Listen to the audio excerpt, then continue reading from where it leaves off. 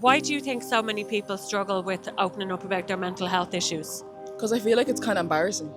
I feel like saying that something's going on in school or when there's so many other problems, people could have it worse. It feels like they outweigh your own. So I feel like when you're trying to ask for help, it can be seen as needy or attention seeking or stuff like that when things are actually bothering you, yeah. What's the biggest fear about reaching out for help? That nothing will actually happen. That you put in so much effort to say this is actually what's going on and you've broken out of your bubble to say this and then nothing happens and then nothing changes. And then you just kind of sit there feeling, oh, like they just know all about me and nothing's going on, nothing's happening, there's no change. So I feel like that's kind of the scariest part of it. That bit of silence after you've said what's wrong and then there's just standstill and there's nothing. And has a friend ever confided in you about their mental health issues? And if they did, how did you react? Yeah, 100%. I think the best thing to say is that, or that I've done at least, is that knowing that they are validated to feel whatever way they want to feel. If that's how they feel and that's how you feel, there's no reason to not feel that way. You shouldn't be shamed into feeling the way that you feel. And saying that it's going to be okay, these things do actually help. It does make someone feel supported. And addressing the issue and being honest with the person as well, that you need to tell someone, you need to tell your parents, you need to tell your friends, you need to tell your guardians, you need to tell someone that this is going on in your life. Because you're spending so much time of this actually affecting you and you're not doing anything about it. You need to step out and speak out to other people that are around you. And I feel like when I've said that, I feel like a light bulb moment has clicked in their heads, like I do actually need to say something. Because once you've taken the first step and told someone that you trust, I find it that it's 10 times easier to tell more people around you and tell more people that you love and know that will support you. But I think the biggest thing is to have that net, that you know that there are going to be people around you when so and so happens. Because 9 times out of 10 there's so much fallout when you do say, hey, this person is doing this to me, or I'm going through this. You have to speak about it more, you have to get out of your comfort zone more. But I feel like that's what's so important and that's what we should push with loads of people around you, that everyone should have their support system. And if they don't, then schools should be a support system. There should be more measures put in place so stuff like this just doesn't happen, because it shouldn't be happening. And that there should be a bit more lenience with, because no one knows exactly what's going on in someone's life. Do you get what I mean?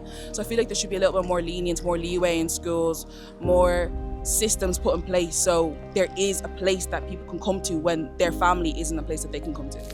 And should we train workplaces in how to look after mental health issues? 100%. That's the one thing that I found out in the school that I'm in, that when something was going on in my life, they noticed. And that made me feel 10 times more supportive, that someone notices and someone's giving me a break and someone knows that when I'm going through something and they see that. And it doesn't make me feel like my whole world is on my shoulders, that I have someone else that can be there for me as well. Do you get what I mean? So I feel like it should be trained everywhere, that it should be in baby books when parents are becoming parents. It should be genuinely everywhere, because mental health is something that everybody goes through. Everybody has their own minds and everyone has their own problems and their own lives. So I think it would make everybody's life easier if everybody knew a few signs, a little bit, a few different things that when someone's attitude changes or when they're not smiling, they're not happy anymore, something's wrong. And they shouldn't be afraid to be like, something's up with you, what's wrong, tell me what's wrong, sit down and talk to me. Like, I feel like once you stick your hand out, it's so much easier than to say, hey, this is going on. When you've already reached out, you can meet the person halfway. And what's a safe way to ask for help without feeling vulnerable? I feel like there is no safe way. It's scary, it genuinely is scary, and it's quite nerve-wracking because you never know how this person's going to respond. They can say, oh, well, this happened to me and I came out like this and I'm fine, or that doesn't even matter. People go through that 100 times a day, so it genuinely just depends on the person. I feel like the safest way is just genuinely saying it to people that you know care about you. Your mum, your dad, your best friend, your boyfriend, whoever's around you, your girlfriend, whoever, your partner, like whoever genuinely is around you, whatever is your support system. For me, I found that I can never talk to someone and look them in the eye and say that to them. So I'd write a letter and I'd give it to my brother and I'd give it to my mum and I'd say, this is what's going on with me, and I'd let them read it, and then they could come to me with their concerns and how I was going on and how I was feeling. Because I found it really, I couldn't speak, I couldn't genuinely get the words out. So I found that that's what helped with me, just letting them read what I had to say and then they could talk to me, because when I couldn't get the words out. And finally, if help was anonymous, would more people use it? I feel like their help is anonymous. Like, there are so many places that you can go on and you can call.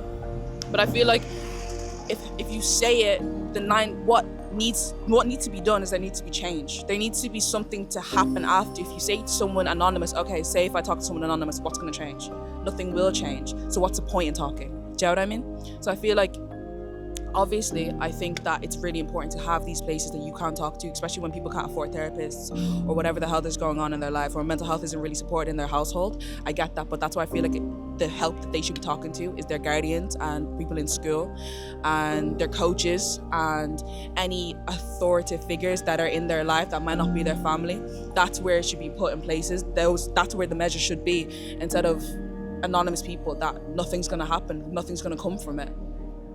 Okay, thank you so much for your time, Elizabeth. You've been amazing. Thank you. Asking for help isn't weakness, it's wisdom. Samaritans offer 24/7 support. You're never alone.